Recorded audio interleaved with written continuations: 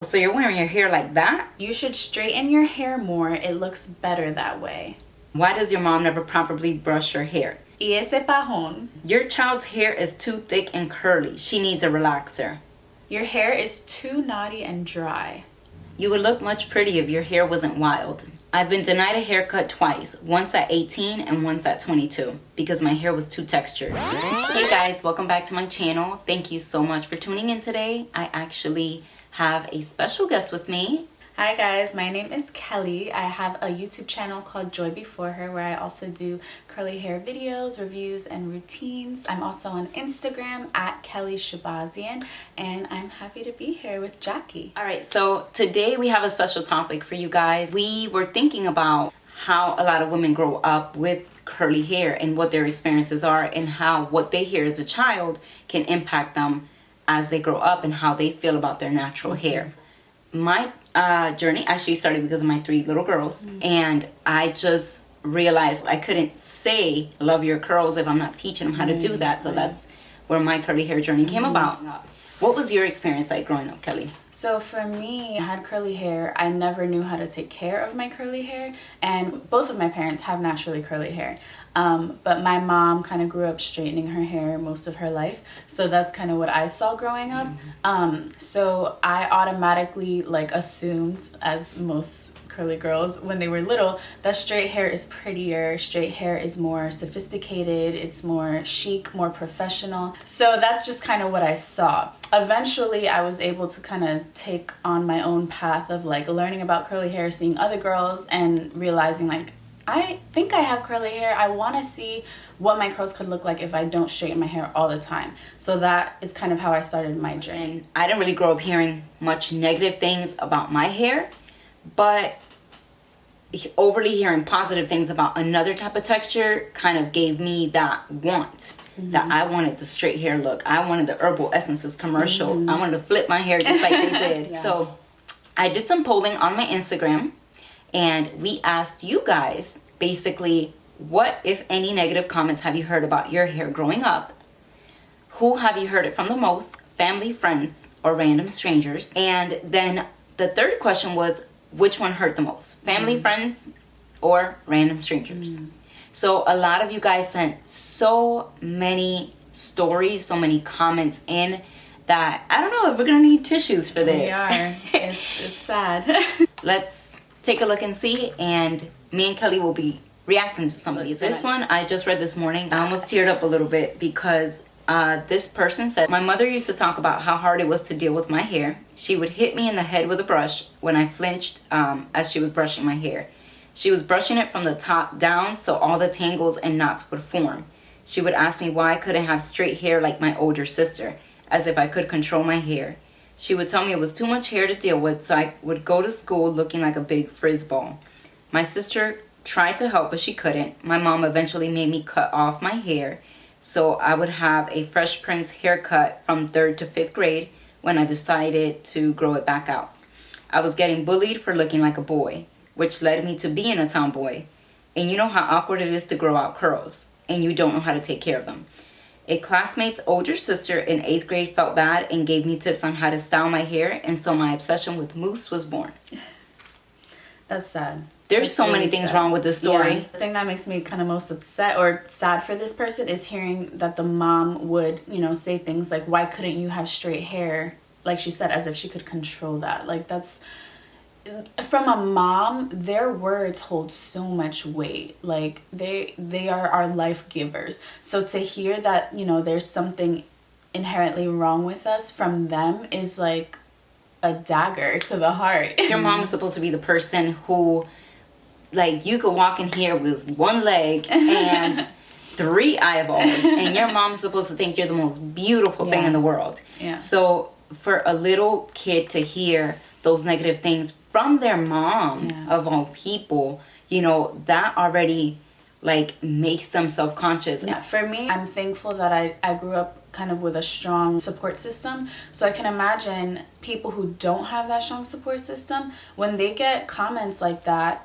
they don't have anybody to go to, and they don't have that confidence that oh, I can brush it off because I know that I'm loved by these people right here. And to hit her on the head with a brush, Yeah. First of all, it sounds a little verbally abusive. And the fact that you're comparing me to my sister, who's complete opposite of me. And then with something that you cannot control. And then on top of that, you're hitting me with a brush. Yeah. And if anybody knows anything about detangling, you don't go from the top to the bottom. No.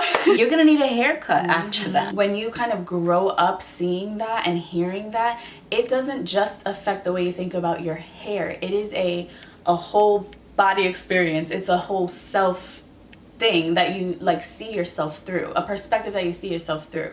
And if you feel less than or unworthy because of something that's naturally a part of you, that's a problem, in my opinion. Very valid point. So on my Instagram stories, I recently polled all of you to get questions answered about negative comments made about your hair, if they were mostly made by family and friends, strangers, or even significant others. So a comment that somebody got from somebody else, they said, why don't you do your hair? Because not straightening means not doing your hair. And I've got that before back in the day. To their defense, my hair didn't look like this. My hair was like kind of, like I said, I didn't know how to do it. So it was really kind of frizzy and messy. Or I was like transitioning and people were like, what the heck? Those comments are kind of like little daggers. Which is why I put something, when I asked the question, I said, have you ever got a negative comment or backhanded compliments? Because those backhanded compliments, you have to watch your friends that give you backhanded compliments. Those are the biggest haters that you have, and you just got to be careful with those type of personalities. A friend once told me that she didn't know curly hair could be detangled. Really? What? But I think that goes to show the amount of ignorance. That's the word I was thinking. Curly hair. Not stupidity. That's not what we're saying. We're not bashing anybody. Just ignorance. Unaware of how to deal with curly hair, how to manage curly hair. Everything that pertains to curly hair. There's so much ignorance. And a lot of times, the ignorance hurts people. Like, you being unaware or saying comments like, did you do your hair? Are you going to do your hair? Like, stuff like that. That's really hurtful. Okay, so somebody got a comment saying curly hair is not professional. That is maddening. Like I said earlier, I grew up thinking that as well. Anytime I had an interview, I had to straighten my hair because I thought this was not presentable.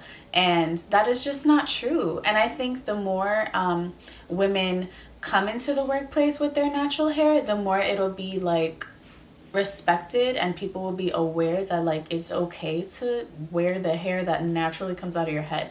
And it starts with ourselves. We need to realize that and then accept our hair for what it is, and then eventually use our lives as an example to show other people like, no, I am professional, I am a hard worker, and I have naturally curly hair. Like, I actually saw this come up a few times repetitively through the comments that a couple people sent in. The white kids at my school called my curls pubic hairs. And I saw this one more than once in the comments that were sent in. Pube head. You see that? We even have a pube head club. oh my gosh. I cannot.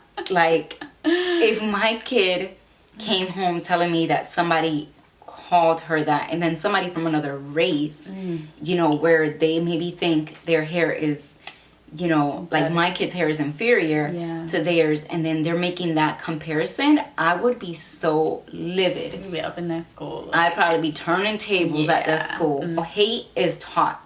These kids are not growing up just naturally saying that. It's what they hear at home. What they hear growing up, they're going to repeat. What they grow up seeing, they're going to repeat.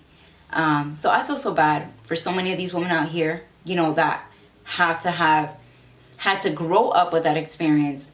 And now, thank God, through the curly community and what we're doing again is trying to break, so many people from having that experience or continue to have that experience.